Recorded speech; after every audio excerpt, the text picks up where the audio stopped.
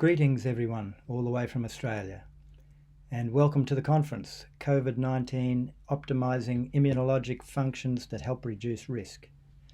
I'm Greg Beattie, and my talk will be substantially different to everyone else's, I suspect, because it'll cover neither COVID-19 nor optimising immunologic functions. Well, it won't cover them directly.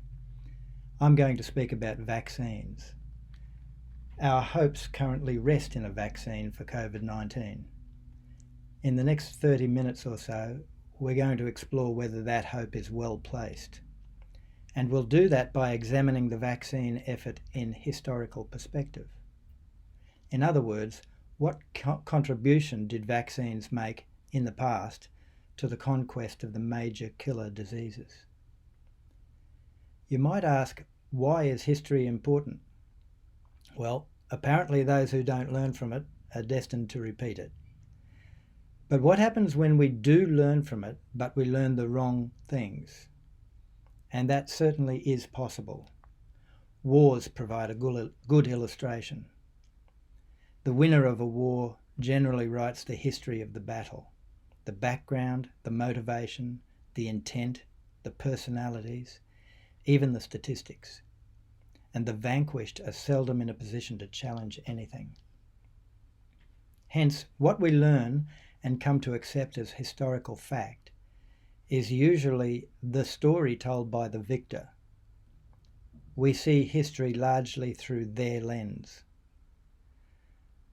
But what does all that have to do with vaccines? Well, we're at war with disease, I guess, and we have been for a very long time, regardless of how we might view the wisdom of that approach. History teaches us that vaccines have been the heavy artillery in that war, at least in the last couple of 100 years. In fact, it leads us to imagine them as cruise missiles, able to strike with great precision and force, in some cases completely obliterating the enemy. And the numbers appear to corroborate the story. If we look back 200 years or more, child death rates in the major industrial centres of the world reached up to, and sometimes even above, 50%. Put another way, up to half of our children simply didn't make it, more often than not taken out by a small set of deadly acute diseases, many of which we ended up developing a vaccine against. And we had large families, in part to ensure that we'd end up with enough offspring surviving to continue our genetic line. And today, anyone who questions the need for vaccines is encouraged to wander through an old graveyard for a reminder of the world that we'd still be in if we hadn't invented them. We've undergone a colossal transition since then. It's now very uncommon for a child to not survive to adulthood. That transition was brought about by a number of advances, but history tells us that the major change was the miracle of vaccination. But were vaccines really important in bringing about the transition? How might we disentangle and quantify their contribution in comparison with other efforts such as, say, improved nutrition, better sanitation, more rational medical care? It doesn't sound possible, but believe it or not, it can be done. In most cases, vaccines can be almost completely disentangled, and quite easily. That's what we're going to take a look at over the next 30 or so minutes. So if you'd like to hit pause and grab a drink, now's the time. Okay, let's start in my home country, Australia, with a graph of measles death rates. Here we have deaths per capita plotted every 5 years, and we're going to play a game of pin the tail on the donkey. Note that I haven't marked the years along the x-axis. That might give the game away. I'll do it in a few moments though. For now, I want you to focus on the shape of that graph. This is the great transition from the high death rates through the years to the low and virtually zero rates. Now, let's pin the tail on the donkey. Use your understanding of history and place an arrow where you think the measles vaccine was deployed. Up near the top, halfway down, closer to the bottom. Take a moment and give it your best shot. I promise that the arrow does fall somewhere in the plot. Okay, time's up. I hope you've at least made an attempt. If you thought right up here at the beginning, sorry, but you're wrong. If you thought here, sorry again. If you thought way down here, wrong again. It was here. Measles vaccine was first used in Australia in 1970. And now we'll put the rest of the years along the x-axis. So the graph runs from 1870 through to 1970. Each plot point represents total deaths per 100,000 population for the 5 years up to and including that year, also known as a quinquennial plot. And it's certainly evident that the vast majority of the transition occurred before the vaccine was even deployed. The death rate fell from a high of 170 per 100,000 in the 5 years to 1875, all the way down to 0.78 before we started vaccinating.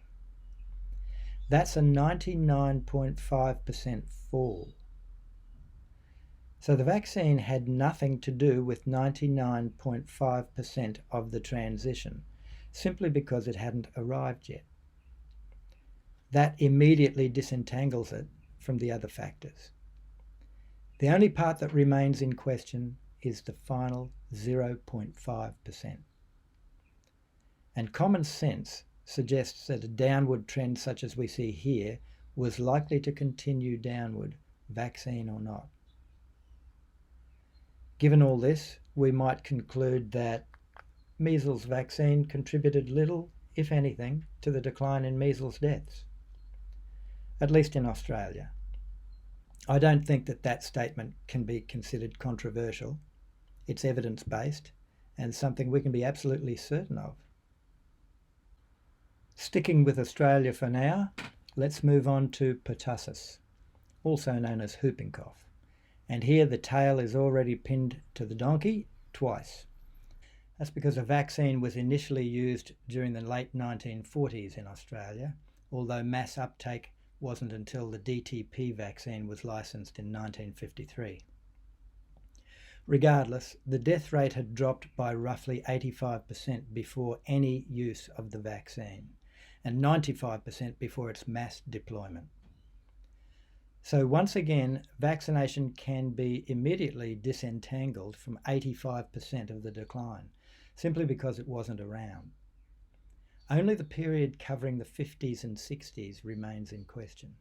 That's a maximum of 15% of the decline. And the vaccine has some competition even in that. In a word, momentum. As we saw with measles, the downward trend was already well established. It's reasonable to think that that trend would have continued, vaccine or not.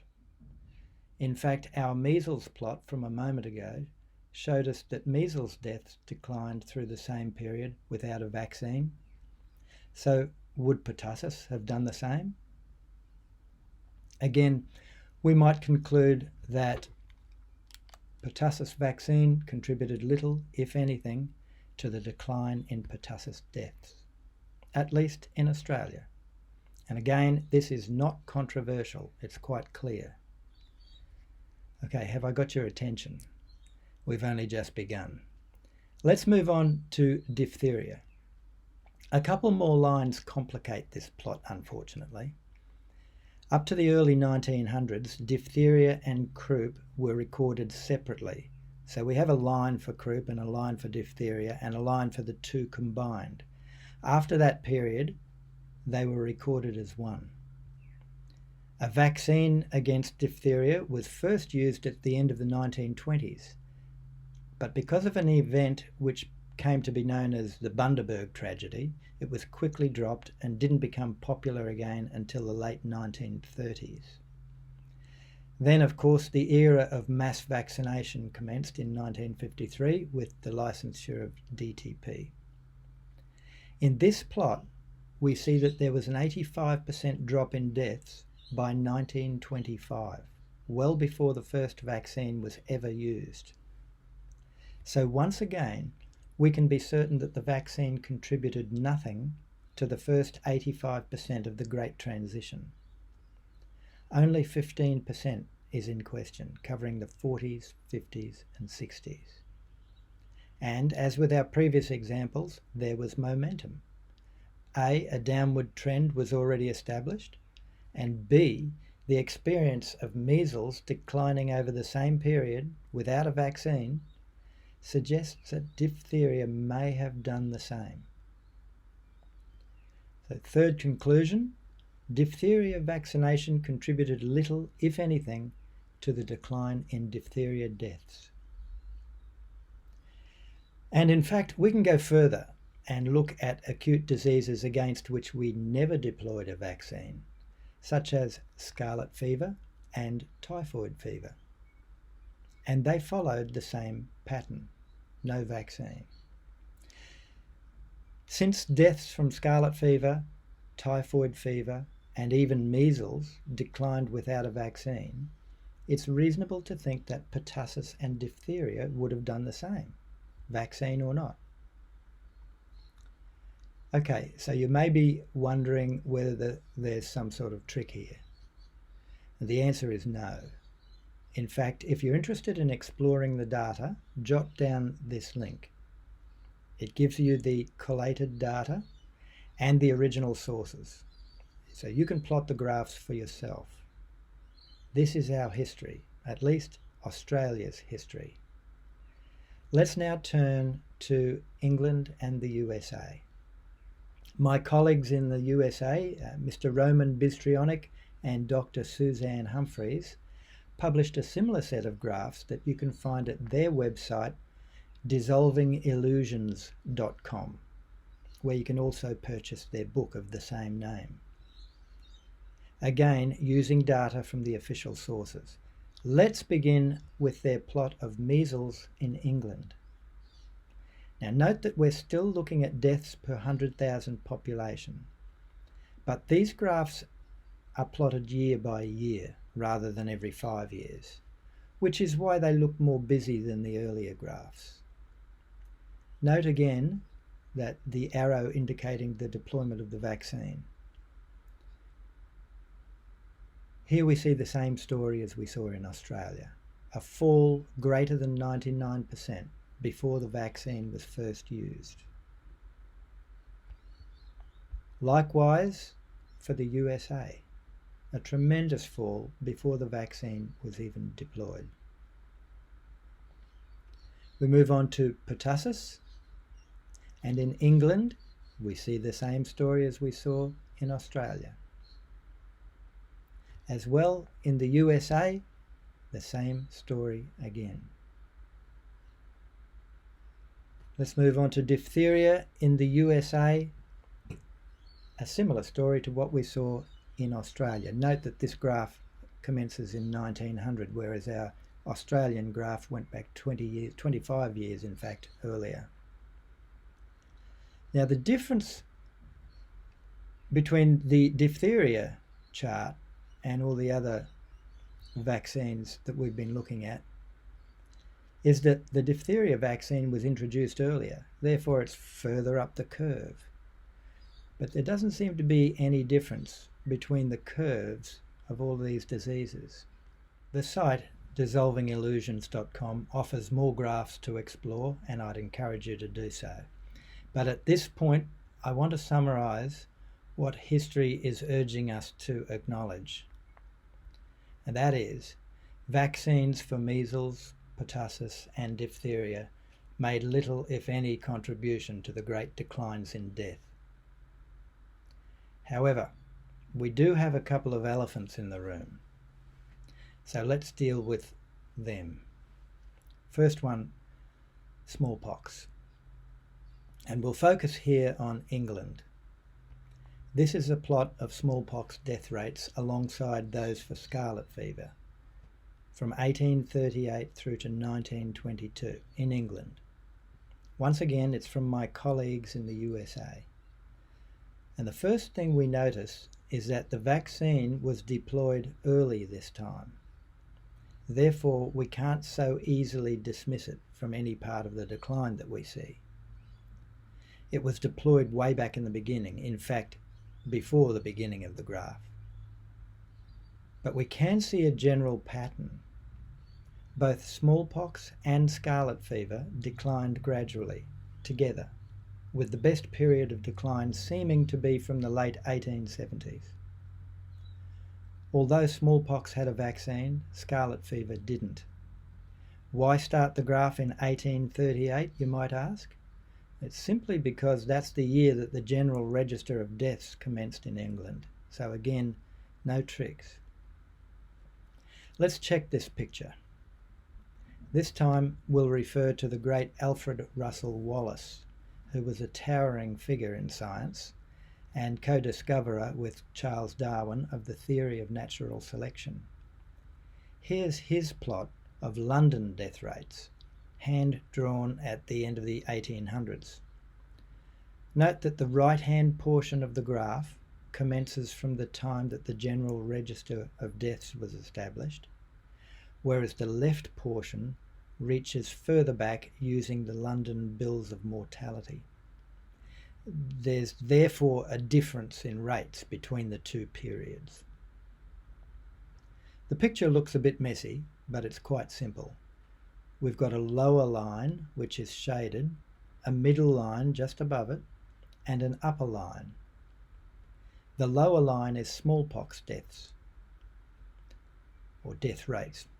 The middle line is all acute infectious deaths, or zymotic, as they were called.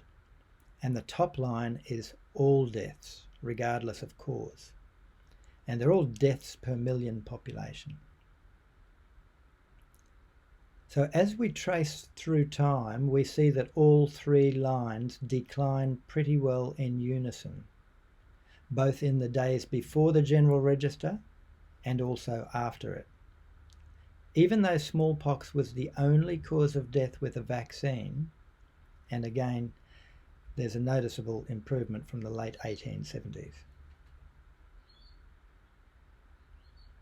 So what we see here is a general decline in deaths across the board. So putting together all that we've covered so far, deaths from every disease that we've examined declined over the past 200 odd years. They declined when we had vaccines for them, and they declined when we didn't have vaccines for them. And they appeared to decline just as efficiently in either of those circumstances. For all of the diseases except smallpox, we know that vaccines made little, if any, contribution, and we know this for certain simply by their late arrival. In the case of smallpox, we can't say for sure, although because all other deaths declined at the same time, the same was possibly true.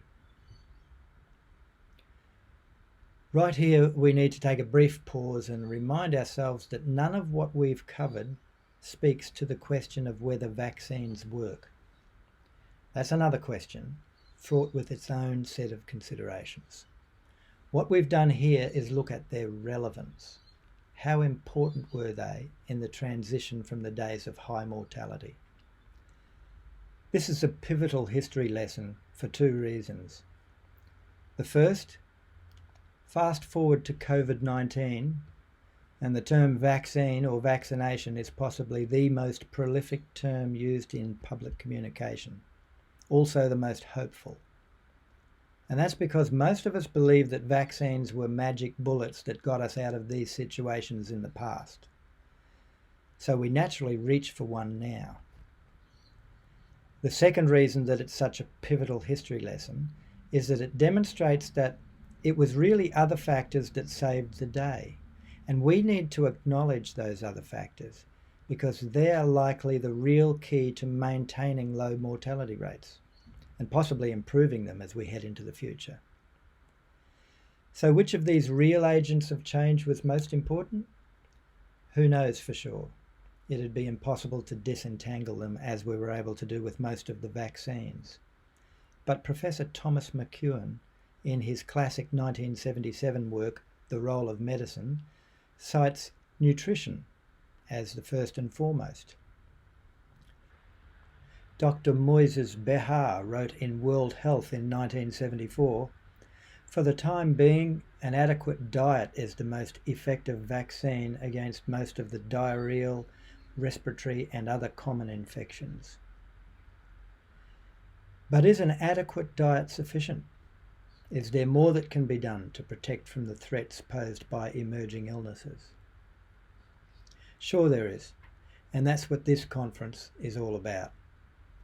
But before I leave you, we need to deal with the second elephant in the room, polio. Here's a graph of official polio cases, not deaths, but cases per capita in Australia. Polio didn't follow the same pattern as all the other illnesses we've discussed so far. It hardly showed its face until the 1900s. Then it peaked between the late 1930s and the late 1950s and quickly dissipated afterwards. The vaccine, as you can see on the graph, came in 1956, and then further on in 1966 the oral vaccine came in. So it looks like a slam dunk, doesn't it? But hopefully your mind's been opened enough to at least consider that there might be more to the story.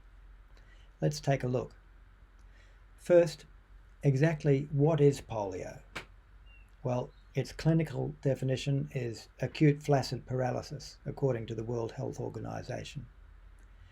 So it's a paralysis that's acute, meaning sudden, and flaccid, meaning floppy. But the thing we need to understand about the history of polio is that we changed the way we recognized and counted it. Today, we count polio cases differently than we did in the years before the vaccine arrived, vastly differently, which goes some way to explaining the bizarre situation 10 years ago in which India announced its first polio-free year, while at the same time recording more than 60,000 cases of what just a few years earlier would have been counted as polio. I'll explain. Cast your mind back to the 1940s and 50s in England, the USA, and other industrialised countries. These were the days before polio vaccine arrived, and any doctor who saw a case and said to himself, "Looks like polio," could include it in the count of polio cases. Any doctor could do this. Fast forward to today, and that's no longer possible.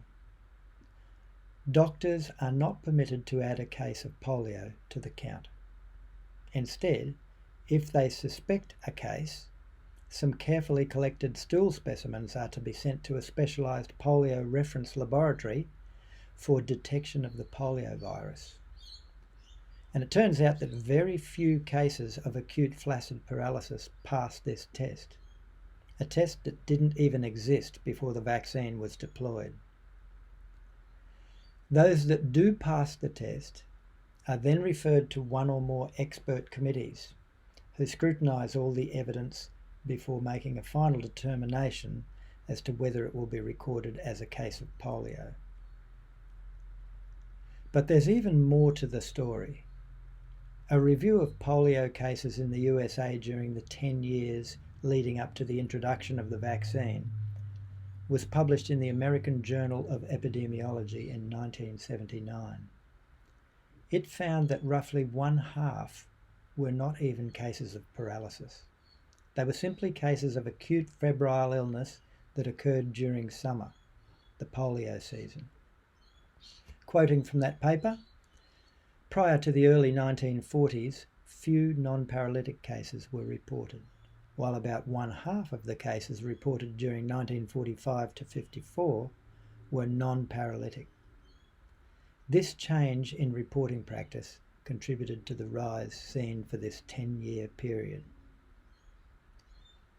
Okay, today, a case that didn't have paralysis wouldn't even be suspected as polio. No one would ever say, I wonder if this is polio, maybe I should organise a test. If there's no paralysis, there's no index of suspicion. So as you can imagine, all of this amounted to a redefining of polio, and it reduced the numbers drastically. We were no longer counting oranges, but oranges of a certain size, shape, weight, and variety. And this redefinition followed the introduction of the vaccine in each country. That makes it extremely difficult to isolate and quantify the effect of the vaccine itself. How might we disentangle it from the effect of such a comprehensive redefinition? On the other hand, the new global surveillance program for polio does allow us to observe, in a way, everything I've just spoken about. Let's take a look at India first, given that its first polio-free year was announced in 2012. This plot uses data published by the World Health Organization. First, we see the reduction in official polio cases, that is the dotted line, between 1980 and 2009. What started as a simple count of acute flaccid paralysis cases gradually changed as the reference laboratory network was established, and became a count of those that passed the lab test and were confirmed by the gatekeepers. We've been told that this is the effect of the vaccine gradually introduced over the period, and it may well be. But built into the system from the mid-1990s was another surveillance program for acute flaccid paralysis. And that's the thick line on the right-hand side of the chart. And we see that as this new system spread throughout the country, it ended up counting roughly the same number of cases as the old system counted before it was changed. So official polio numbers went down, yes, but the problem that we were trying to fix, acute flaccid paralysis, appears to have remained with us. And we can look at the world as a whole and see a similar picture.